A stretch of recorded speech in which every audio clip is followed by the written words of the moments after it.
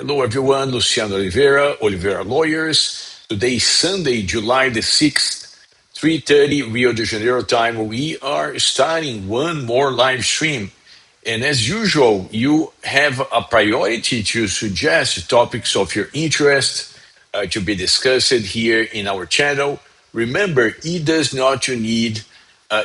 need to be legal stuff. You can suggest any topics of your interest and not only make questions, but also make suggestions and share your thoughts on the journey to reside or to spend some time in either Brazil or Portugal. Let's take a look and see if we have anyone. All right, we have a Bill. Bill is already online. Nice to see you over here, Bill. Bill, oi, Luciana. How's the Leblon office going? Leblon office is going really well, Bill. We still have some, adaptations that we're doing to the space. Interesting to share. Like Leblon is a very, traditional and type of old neighborhood in Rio de Janeiro, and it's very common for tenants like us, like we are a business tenant, and naturally to make substantial adaptations to a space so we can function properly, right? So that's where we are as you speak. Thank you for asking, Bill. I hope everything is well with you. And I'm very sad about news, about the flood in Texas and many lives that were lost. Our thoughts go, with those who are in Texas as we speak. Hopefully, the number is not going to continue to grow. And again, our thoughts go with the families of those who were lost in the flood. Let's take a look. Let's take a look at the news at the UOL portal, and as you can see over here, like the main headline is actually about this disaster in Texas. 70 people confirmed dead in Texas. Very sad news. 21 of them, being children. That's very sad. Again, our thoughts go with the families. We also have, the BRICS. BRICS are meeting here in Rio de Janeiro as we speak. So BRICS, I'm sure all of you know what BRICS are. BRICS are like the main developing countries, right? Meaning Brazil, Russia, India, and China, right? So those four countries, and they kind of get together to try to help each other out, and they kind of make some like statements trying to position themselves as a bloc together and leverage on their political power, right? They are siding. Interesting. They are siding with Iran, so they're saying that they are like against the attacks that were completed on Iran. They're also kind of supporting Russia against Ukraine, right? Like President Lula, the Brazilian president, has consistently sided with Russia in terms of this ongoing war. Another interesting news is about bats. Like hopefully you can see. Let me see if you guys can. I think you guys can see my screen, right? And this particular headline talks about the so-called bats. And bats in Brazil, they are a gambling website, right? Like they could be traditional casino games, but very typically they are just like betting websites. They could be a betting website on sports, or they could be just like games, like interactive games in which you're going to be gambling your money away. This is becoming a big challenge, a big problem in Brazil. because like particularly people who are not really well educated, they are the ones losing a lot of money, particularly those who are earning like some type of support from the government, and they are typically wasting whatever they're getting from the government into those gambling websites, right? So the government is trying to regulate, but at least as far as I know, it's a kind of a guacamole game. Like they shut down some of them, and others are gonna pop up very often. So very challenging moment, like in terms of the bets. That's what you see over here.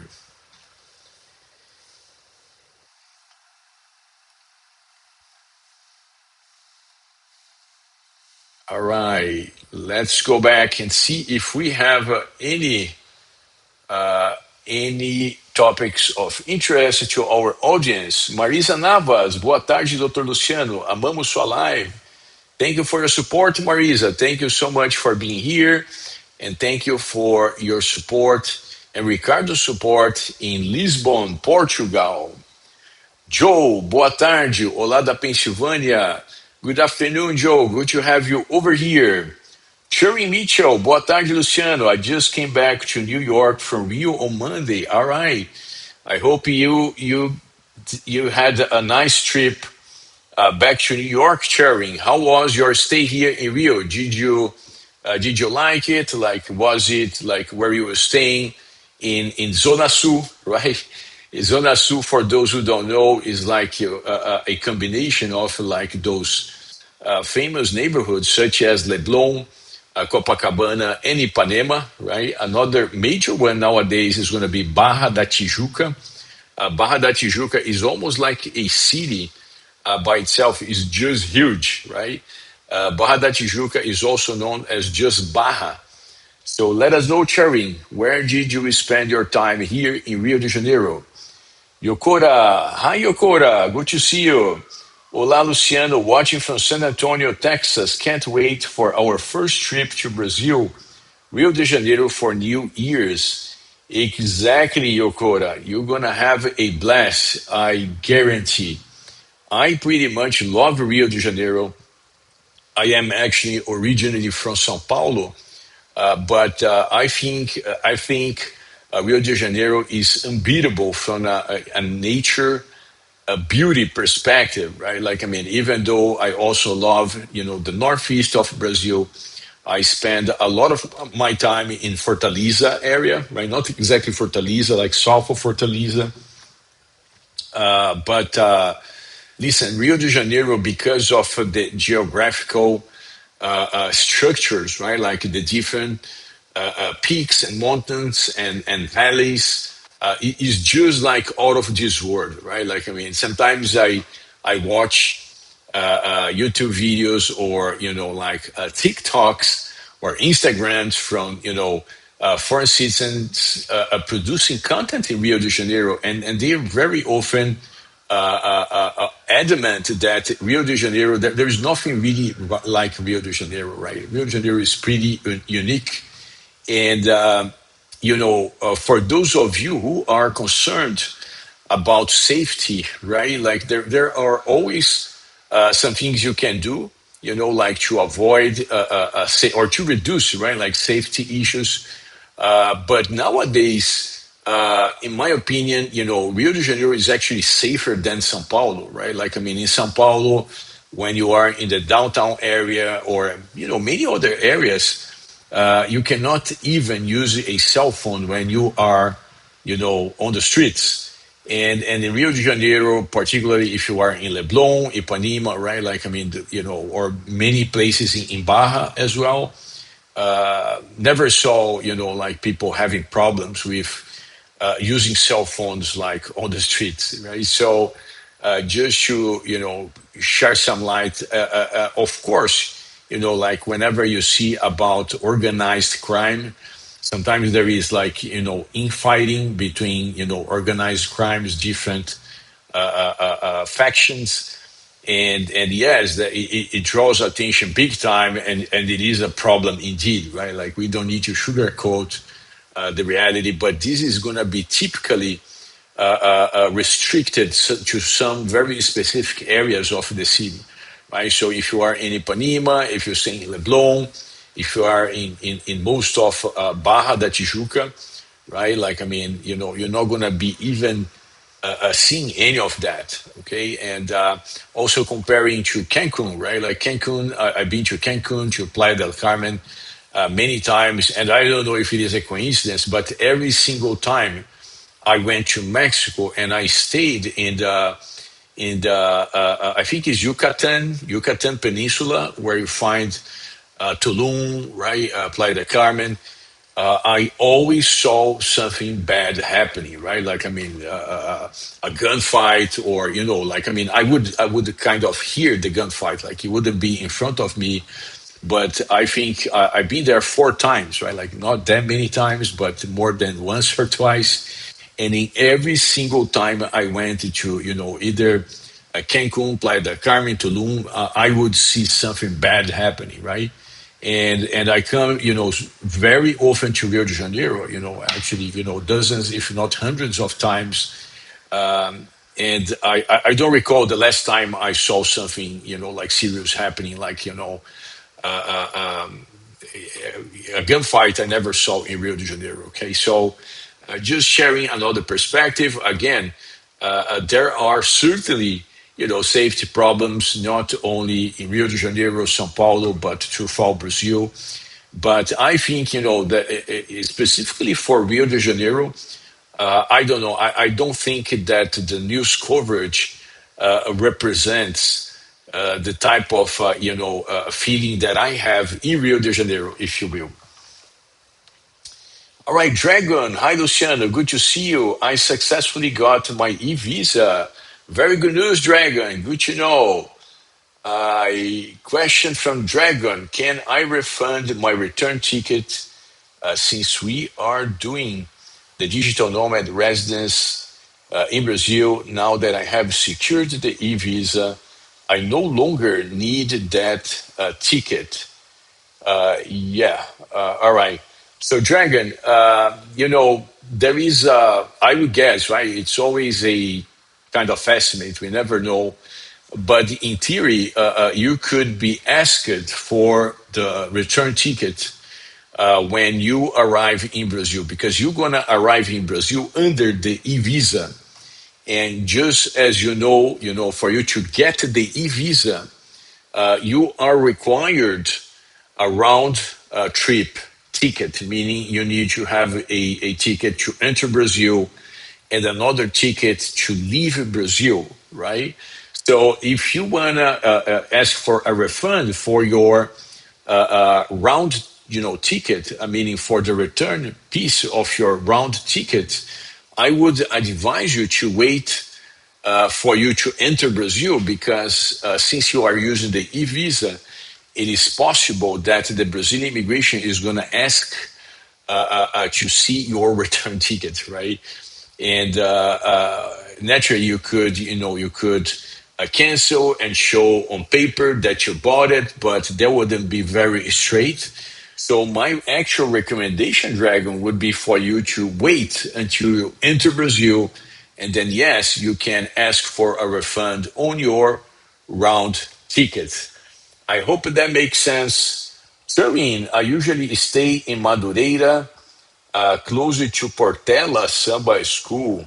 That's interesting, Sharon. That's let's say outside of the beaten path, right? Like, I mean, most people, they want to stay in either Zona Sul or Barra, but that's also a very interesting neighborhood, very typical of like actual residents, and not like these more touristy or touristic areas, if you will.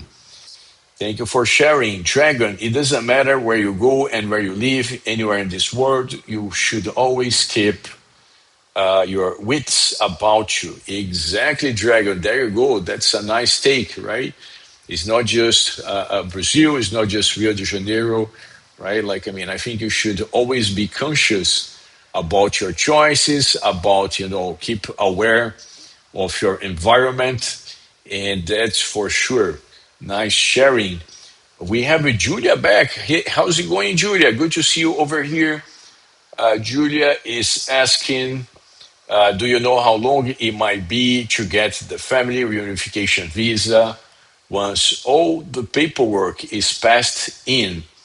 Right. So, Julia, just making a distinction, and I'm going to be happy to discuss both routes. But whenever, let's make a distinction between visa and residency, right? So, visas are always like from the Brazilian perspective, right? Like different countries, they have a different approach to the terminology. But whenever we're talking about Brazil, visas are always issued abroad, never in Brazil. In residencies, the legal residency, right? I'm not talking about renting a place, I'm talking about the card, the resident card. Residencies are going to be issued always in Brazil. So that's the distinction. Visas abroad, residencies in Brazil. Whenever we're talking about the family reunification, you have those two routes. So one route is going to be the visa, and another route is going to be the residency.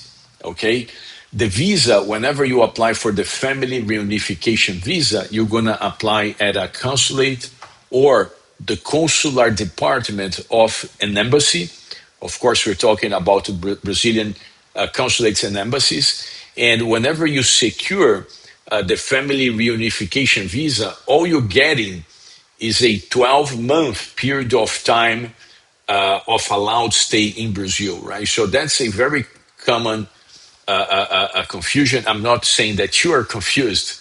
I'm talking about people in general, right? Like people, they typically think about the family reunification visa as the permanent residency. And that's not the case, right? Whenever you apply to a consulate, all you're getting is a 12-month period of time. Typically, consulates, Brazilian consulates in the United States, right? Because it changes depending on the country, depending even within the United States, from consulate to consulate, that may change. But typically, once you have the entire paperwork, it's going to take a consulate about 20 to 45 days to issue the family reunification visa. All right. So that's the first answer I have for you after the context. The second answer is going to go like this. If you are applying for the family reunification residency, then it's a completely different ballgame, right? First thing, you're not going to apply abroad. You can only apply while physically in Brazil. And you must be living in Brazil. So you cannot just come to Brazil for vacation and say, and by the way, I want to apply for, the legal residence. That's not how it works. You need to be residing in Brazil. You're going to sign a bunch of affidavits. They're going to ask for many pieces of evidence to make sure that you and your Brazilian spouse are actually residing in Brazil. That's when you can apply for the family reunification residency, not a visa, right? And this name is actually how we Brazilians call the family-based permanent residency in Brazil. So this is the big thing, right? Like, I mean, to get 12 months to a consulate is a nice first step, but what you are probably, targeting is going to be the family reunification residency, which means, permanent residency in Brazil through marriage. Okay, and this one is also very interesting. It changes a little bit depending on where you are applying in Brazil. In São Paulo, for instance, we are typically able to run the documents with the Brazilian Federal Police up front. And after we have a pre-inspection of the documents, we would schedule an appointment for you and your spouse to go to the Brazilian Federal Police and take all the documents with you, right after the inspection, after everything is on point. And then at this appointment, if everything goes well, if all the documents are approved, which should be the case because we've been vetting the documents, like throughout the cycle of your case, you would actually get the residency, at least the residency number on the spot. Okay, you get the residency number.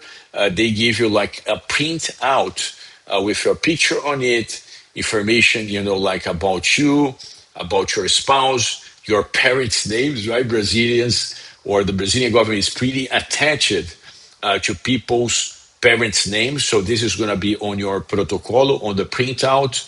And this is going to allow you to stay legally in the country. Now, something that not many people know or understand is even after you get your resident number, you are still being verified by the Brazilian Federal Police. And it's very common for the Brazilian Federal Police to pay you a surprise visit using the address that you provided for the application. And if they visit this address and you're not living there, let's say you just gave someone else's address because you don't have a firm address, they would actually void your residency application entirely, right? So that's something we see very often, particularly for those who are self-applicants, right? Like, I mean, they just make assumptions on how the system works, and not surprisingly, sometimes they have those issues.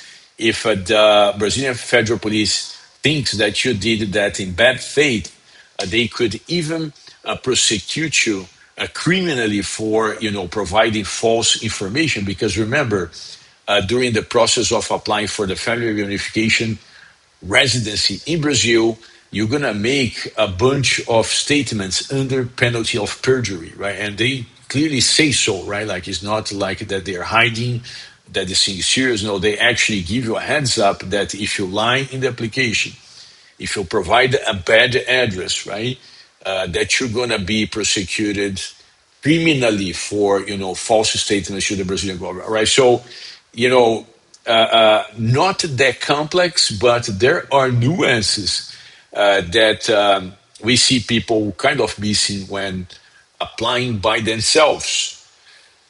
All right, Julia, I hope that helps with some context. Turing, I will retire next February 2026, so I'll make an appointment with you as soon as I get my third retirement check. That's good, Cherry. That's good. Whenever time is right for you, that's what we typically say here at the firm. Now, just remember, the third retirement check, it's always a good idea because that's actually part of the paperwork we typically provide whenever we are applying for the retirement visa on behalf of our clients. However, we do see some people who say, listen, I don't want to renew a lease. I want to go, like as soon as possible. What we do sometimes in terms of strategy, we're going to provide just the first month, right? Like of a retirement check. Because then the Brazilian immigration, they can see that you're drawing already, that you are good on the retirement funds perspective.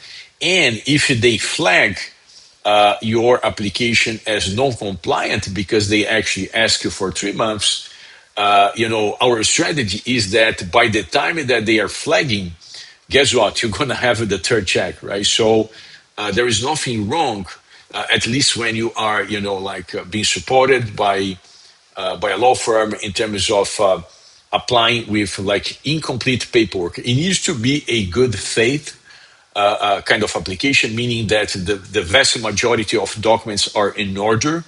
But if there are one or two documents that are not fully compliant, typically the Brazilian immigration is going to give you an opportunity to provide that missing document. So on the checks, right? Like on the checks, yes, you're correct. Like you're going to need to show 3 bank statements.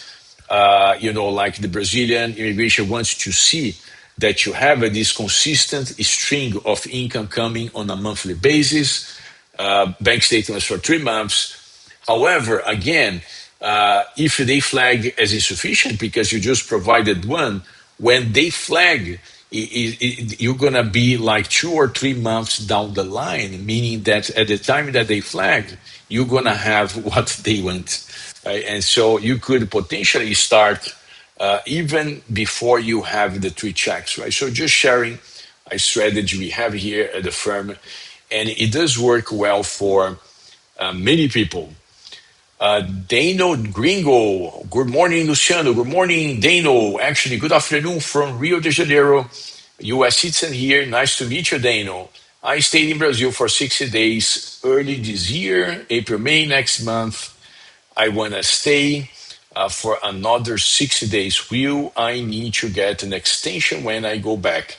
Dano, difficult to talk about specific situations, and we're actually not really supposed to give you like personal consultations during the live, but I can tell you about the dynamics, and then I'm sure you can figure this out. So we have two caps for U.S. citizens when it comes to time spent in Brazil. Okay, the first cap is going to be 90 days per trip, right? So you know you're good on those, and then you have a second cap, which is 180 days per year, right? So let's say you come to Brazil, you don't exceed the 90 days, you leave Brazil, you come back again, and then meaning that you haven't used up your 180 days, guess what? When you enter the second time, typically, right? I say typically because immigration has a discretion on how to assess times and so on, but typically, I would say in over 90% or maybe 95% of the time, the second time you enter, you're gonna get an additional 90 days. Again, as long as you haven't used more than 90 days in the first trip. Because if you use 100 days in your first trip within the calendar year, not the calendar year, the immigration calendar year, if you use 100 days for your second entry, you're going to have, the 90 days cap is going to be fine.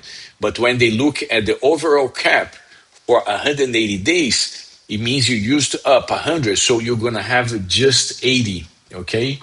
Another nuance worth mentioning: whenever you are interacting with, the immigration and the border control, they are typically like the first layer of, officers that you're dealing with. They are outsourced, right? Typically, when you look at those folks, you're going to see that they are young. Like most of them, they are in their 20s, and they typically don't speak English, and they typically don't know much about what they're doing over there, to be honest with you, right?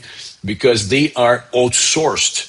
So typically they just run your passport by the computer, and they stamp it like in the 90 days, many times without even knowing exactly what they're doing. So what we see is sometimes people would get a stamp for 90 days, but in the Polícia Federal's computer or the federal police's computer, you don't have the 90 days. You just have 70 or 60. And guess what? People are going to rely on whatever they are getting in terms of stamp. I think it makes sense, right? Like, I mean, if they are giving you a stamp for 90 days, why would you assume you don't have? But I can tell you, you're going to have a trouble down the line if that's the case, because the computer is counting your days and is not gonna know what the agent is stamped on your passport.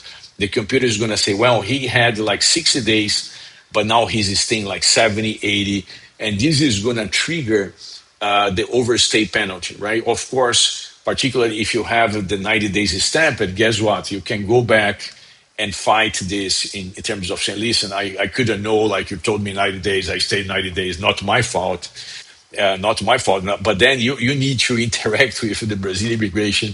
And sometimes, like they, particularly if you're coming from the United States, they say, you know what, like this gringo has a lot of money, they should pay a fine. I don't care, right? So, and then you're going to have an option. You either pay the fine, or guess what? You're going to spend a boatload of time, fighting this thing, which I don't think is necessarily a good idea. But that's just a heads up that the 180 days, this main cap per immigration year is pretty firm.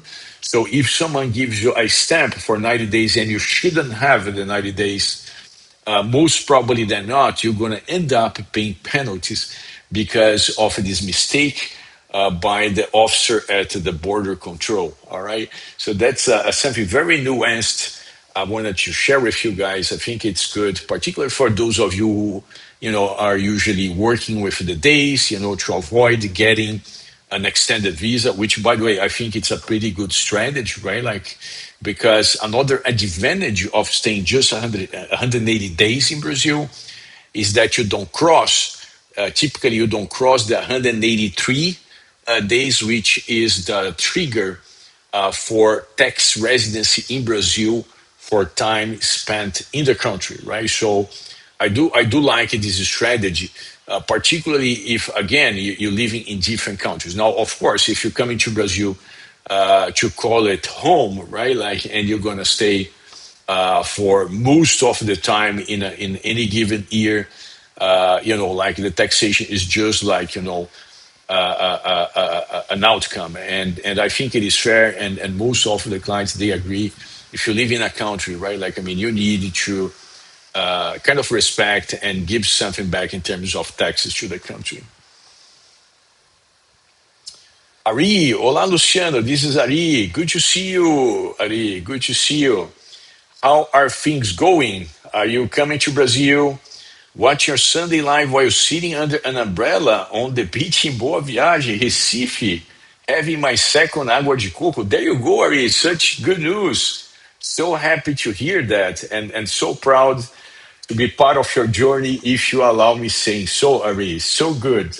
And Boa Viagem, Recife, pretty good choice, right? I've been to Recife, Boa Viagem many times in the past, not recently, to be honest with you, not in the last 10 years, but, I've been there many times. I love Recife. Pretty, actually, throughout, the Northeast, right? I mean, like, you can't go wrong, right? Like, I mean, some people like Ceará. Sometimes people like Pernambuco better, right? Sometimes people like Alagoas, Rio Grande do Norte, right? And there is like an overall a common feeling like when you are in the northeast of Brazil. But yes, Recife is just an amazing choice. Good for you, Ari. Samil Chadri. Hi, Samil. What questions do they ask when you're submitting for PR in federal police on stable union? Samil, they are going to ask, questions related, to the relationship, right? They are going to want to see, the deed of União Estável. Okay, there are, interesting to note like two different approach to the União Estável type of residency. There is the one based on the deed, and for this one, typically there is less resistance from the Brazilian Federal Police. Now, for the other one, which is going to be based on, like co-living, right? Meaning you don't have the deed of União Estável. They're going to be a bit pickier, right? Unless you have children, okay? If you have children, they don't really care much. Like you say, well, listen, you have children, even though you don't have like a União Estável deed, you're good. We understand that this is a legitimate type of a relationship. But if you show up without a deed and without children, right? Like, I mean, I can tell you, the federal police, they are going to have this stronger desire of denying your application, right? This is a reality not only in Brazil. We see the same thing in Portugal. We see the same thing in the United States. I think it's a worldwide phenomena, right? Immigration, like they are becoming strained. And sometimes, legislation is not fast enough to match the current time. So what we see is that the immigration personnel, they are going to start to implement strategies to kind of prioritize those that they think should have a priority. Okay, and even though again there is law saying that União Estável could be approved even without the deed, I can tell you they're going to do everything in their reach to deny a União Estável application unless you have either deed, or children. All right, Samuel, I hope that was helpful. Wilbert, tudo bem, senhor Oliveira? Tudo bem, Wilbert? Good to see you over here. I received my tourist e-visa within 3 days online. I arrived in Bahia 2 weeks ago and my stay is 2 months. Thank you for your much needed advice. Happy to know, Wilbert. Bahia, such a great choice. Where are you in Bahia, Wilbert? If you allow me to ask, is it Salvador? Is it like Morro de São Paulo, Porto Seguro, Ilhéus? So many amazing places in Bahia. And very interesting, Wilbert. Like Bahia is one of the main destinations for foreign citizens in Brazil. Okay, and I don't know why we don't talk much about Bahia. Maybe it's just a coincidence. Like we don't have many transactions in Bahia. Most of our transactions they are going to be in Salvador, right? But typically, I don't know. Maybe just because we didn't have many transactions in the past, and like there is not enough word of mouth. But Bahia is actually a major destination for instance, in the country, and for good reason. An amazing, amazing state. I love Bahia. Same thing as Pernambuco, Recife. I used to travel there more often in the past. I've been there. I have not been there recently.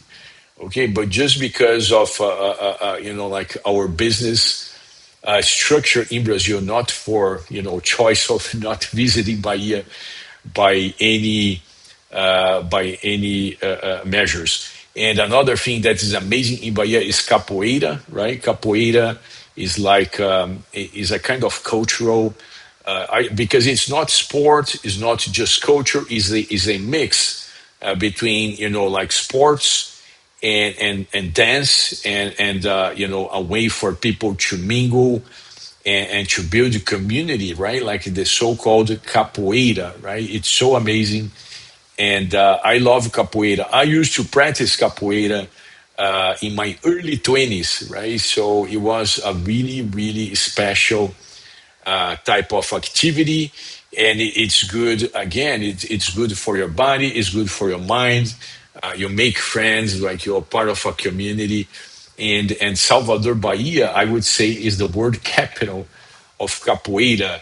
Tell me if you agree. Tell me if you agree. All right. Julia, yes, I will need both of them. My husband is in São Paulo. Good for you, Julia. There is a major federal police in São Paulo. Unfortunately, just like other parts of Brazil, like they are strained in terms of more demand that they can handle. And I don't know why, but they are not as kind, as gentle as the Brazilian Federal Police in Rio de Janeiro, in my opinion, right? Like, I mean, we have, like in Rio de Janeiro and Sao Paulo, we typically go with applicants to the interviews, like at least in Sao Paulo and Rio de Janeiro, and whenever we compare the experiences, it looks like there is a very different approach to immigration. I don't know if people in Rio de Janeiro they are like enjoying themselves better. If people in São Paulo they are just pissed for being in São Paulo, and I don't know the reason. But listen, immigration in São Paulo they could do a better job, right? Like I think if they could follow the standards that we have in Rio de Janeiro, I think it would look better on them, right? But still, like as long as you have all the paperwork, you may just face some degree of, rude people interacting with you, or maybe you get, and we cannot actually, generalize. There are some nice immigration officers in São Paulo. It is just that, like in average, the experiences in São Paulo, they are not as good as what we see typically in Rio de Janeiro, or, it's not just Rio de Janeiro, right? Like, I mean, Florianopolis as well. Florianopolis, they have, as we speak, the longest waiting time for any type of appointments. But whenever you get an appointment, usually they are going to be really nice with you, right? So That's just a heads up. But yes, we have many applicants in São Paulo still, and it does work. Okay, so that's the important piece. They're still handling applications, even though like when you go to the federal police, it looks like a madhouse. All right. Ari, you mentioned previously a police report required for residency to free state. Would this need to be apostilled in the UK first, or can I just have it sent to Brazil as is? No worry, it does need an apostille, all right? The residency through real estate is really high in our immigration framework. So for those types of applications, like the Brazilian immigration is not going to accept just a police report by itself. They are going to want to see, they will want to see an apostille on top of it.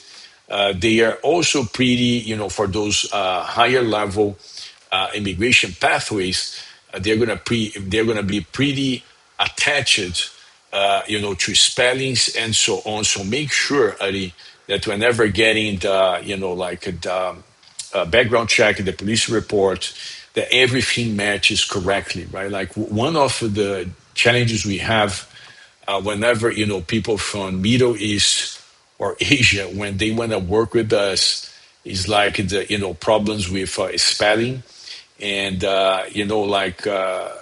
it's very difficult. Like we work, I don't know, at least 30% more whenever we have clients from the Middle East and Asia, and some countries like this. So just sharing, I mean, and I know it's not your case, right? I'm just sharing additional information on the police report.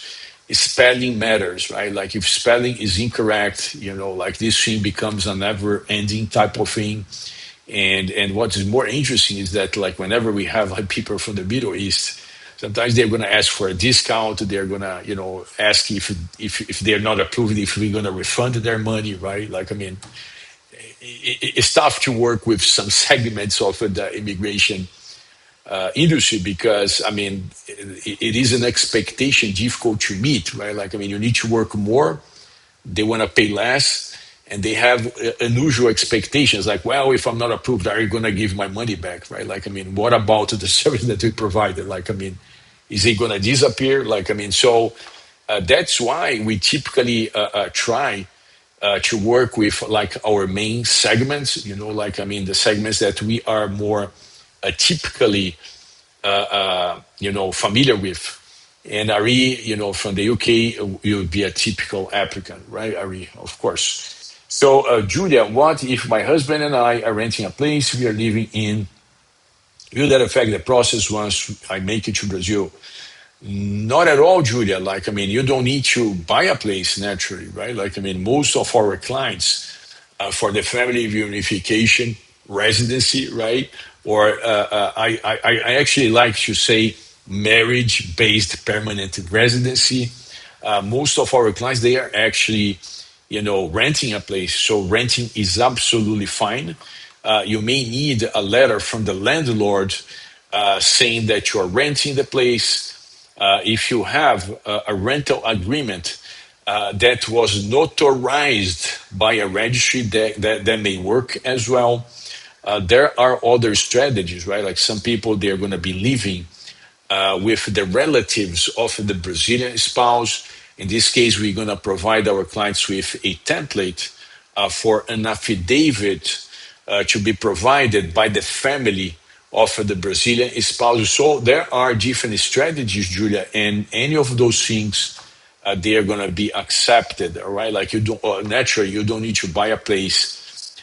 When I said, trouble about an address, is just like for people who are, like pretty much lying in their application. Say, well, I'm just here temporarily, so I'm gonna use the address of my friend, Joanna, right? So they use someone else's address, and they're lying in the application, right, under the penalty of perjury, right? So that's really bad choice, right?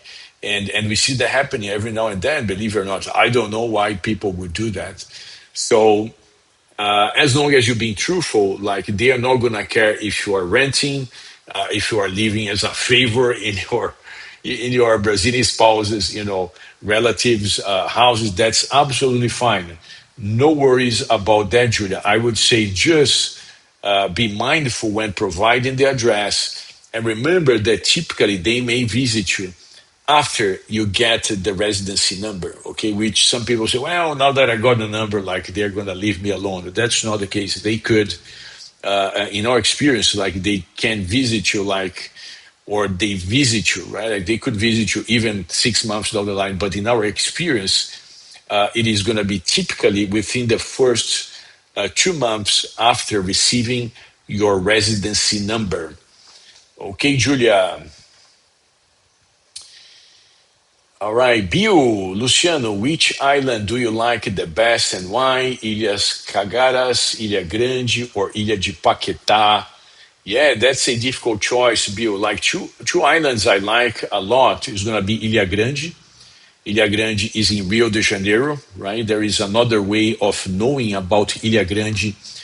People are gonna typically say Angra dos Reis, right? So Angra dos Reis is the city still in the continental area, and then Ilha Grande, you're gonna need to take a ferry from Angra dos Reis to arrive at Ilha Grande. Ilha Grande is just amazing, like the pousadas, the hotels, the resorts you find over there, they are out of this world. I like to say, 10 times better than whatever you can find in Mexico. They're just amazing, right? There is another island that is actually by the Sao Paulo coast, and the Sao Paulo coastal area is not great, if you allow me to say, but Ilha Bela is a very nice exception, right? Because Ilha Bela is just amazing. Okay, so Ilha Bela in Sao Paulo, it's probably the island I went to more times in my life. I don't know, like probably 30 times, and probably because it was when I was more like in Sao Paulo, and nowadays I would say Ilha Grande in like in Rio de Janeiro. Thank you for asking. Very interesting question, Bill. And another area that I really love in Rio de Janeiro, they are not necessarily islands, but it's Búzios, right? Like Búzios, we call it in Portuguese the geographical area. We call Região dos Lagos, or the lake lands, right? Lake lands in Rio de Janeiro. Búzios is, but the feeling. I think I like Búzios even more than Ilha Grande slash Angra dos Reis, right? I mean, Búzios is just like an amazing place. Very interesting, like many Argentinians over there. Argentinians, they represent probably the highest number of business owners in Búzios, but the place is just amazing. I really love Búzios. Interesting question, Bill. Dano Gringo, thank you, Luciano. Thank you for showing up, Dano. Yokora, we want to start looking for real estate in Rio and would like to have a couple of showings lined up during your visit. During our visit, do you have a real estate agent or firm that you could recommend? Yokora, yeah. So nowadays we are working in a kind of a collaboration with Remax Nomad States, right? So I'm gonna enter the information over here. Remax Nomad States, okay? And then particularly with Camila Sonier, and I'm gonna enter her email address, Camila Sonier at remax.com.br. All right, so I just entered her contact information. Yokota, like you can contact them. They can work. They can get you something very interesting that they can do. It's like they get you a short list, right? So let's say if you're interested in apartments, like with 3 bedrooms, you want to have a penthouse. You gotta be either in Zona Sul, in the South Zone, or Barra da Tijuca.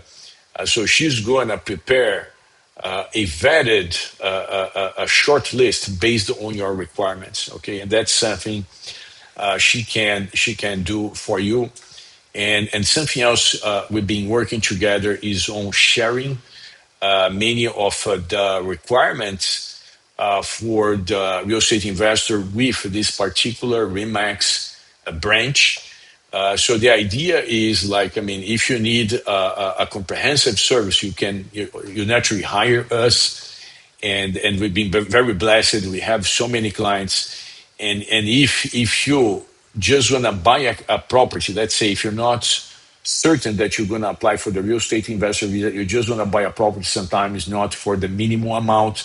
Minimum amount is still 1 million reais, but let's say if you're going to buy something for 700 or 800,000, if you buy from this Remax, because of the cross training that we getting done with them, they know, I would say, most of the requirements to keep you away from scammers, like the nonsense that you see very often in Rio de Janeiro, right? So it is like you will get some of our knowledge when you deal with this particular Remax, if you will, Yokora. I hope that was helpful. Fox P, hello, Luciano. Hope you're well. Glad to see you over here, Fox. Thanks for all the info you provide. Can someone get a retirement visa in Brazil if they have retired from investment dividends and not a pension? Fox, that's a really interesting question, and you would be absolutely fine if you were applying for Portugal, because Portugal does not make this distinction in terms of private or government. Brazil is a little bit more attached to what they call like traditional type of retirement incomes. Now, like it doesn't need to be necessarily Social Security, but it cannot be, just like, I don't know, you have, very typical example. Someone's come and say, listen, I have a $3 million, right? Believe it or not, like, I mean, there are a lot of people with this type of money. I have $3 million in funds, but I don't have, I don't have Social Security, I don't have disability, I don't have pension, I don't have anything. Can I get approved?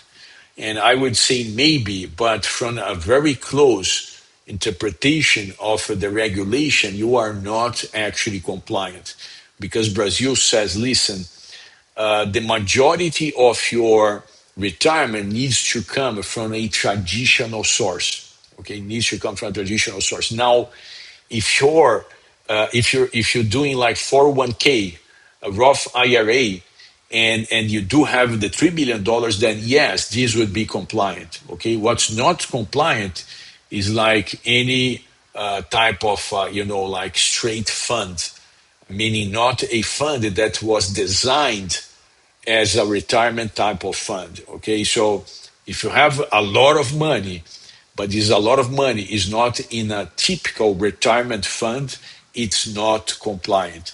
Okay, I saw already some people being approved, but it was more probably because the immigration officer didn't know better. They just saw like a big number and they gave a thumbs up.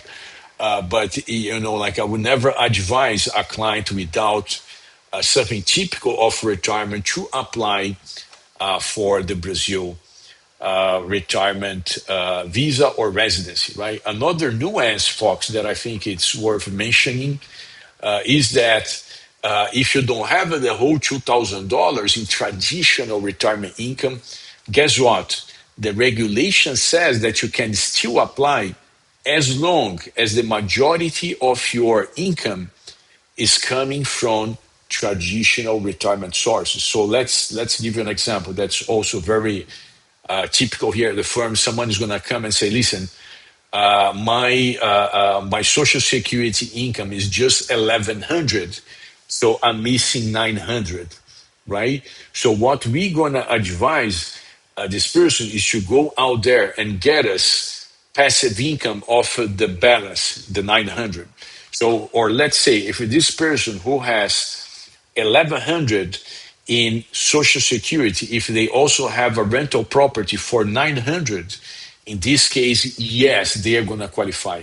because Brazil wants, like, that's the language in the regulation. Most of your retirement income is coming from traditional sources. And then the balance could come from non-traditional sources, if you will. Right, Fox? Mary Lou. Hello, Mary Lou. Samuel, those who have golden visa in Portugal, do they still have to wait 10 years to get the passport? There is new law, Samuel. Is that what you're talking about? The new law? Because as of today, we're talking about still 5 years, right? So if you file today for like the citizenship or permanent residency in Portugal, is just 5 years, not 10 years. Okay. Now there is a bunch. There is a batch of laws being passed in Portugal. We don't know when they are going to get in effect, trying to curb the, like unbelievable amount of applications for residency in Portugal, right? Like the system is just like, broke, right? Like the system is broke. It's not functioning anymore in Portugal. Just to give you an idea about how bad it is, there are no more appointments in Portugal for the residency unless you sue the government, right? So the immigration, like if you say, well, I want to have an appointment, they say, I'm not going to give you. Like, I mean, what about if I wait? We're still not going to give you, right? So because pretty much everyone is suing the Portuguese government, right? The only venue is to also sue the government, because now it has become the standard for you to secure a residency appointment in Portugal, to sue the government. It's just unbelievable, right? But this is a result of a bad, outdated immigration framework. And by the way, this is true for probably the entire Europe, right? Like, I mean, it's not a surprise that, countries are just like, running berserk, like they don't know what they're doing. And there is a need for new regulation to properly address the huge influx of immigrants, right? Everywhere, I would say, in my opinion. Okay, I understand there are some people with the opinion that there shouldn't be borders, that people should go everywhere they want, and that's another opinion, right? And there are different opinions, and I respect other opinions. My opinion is that, if a country is unable to accommodate the influx of immigrants, like they need to review, they need to revise their legal frameworks to allow for a more organized immigration, if you will. All right. Okay, so we are approaching the end of our live stream. Lots of interesting participations today. I want to ask you all for a favor. If you are enjoying our live stream, please like our live stream. This is good for our business, and this helps other people just like you to find this content.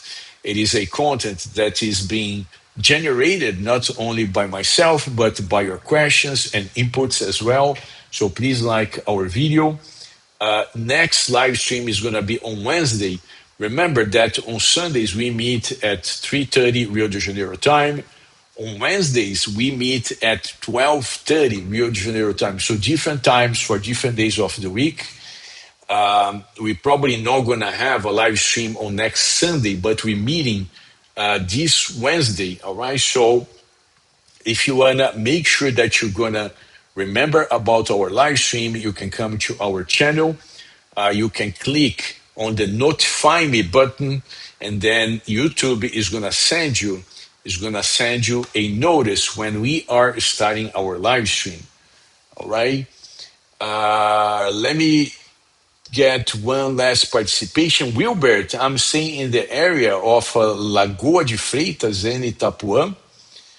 Even though I'm here, or Lauro de Freitas in Itapuã, even though I'm here on a tourist e-visa, I also connect with business partners and churches to meet needs of different communities in Bahia. It sounds like, an exciting combination, Wilbert. So good for you.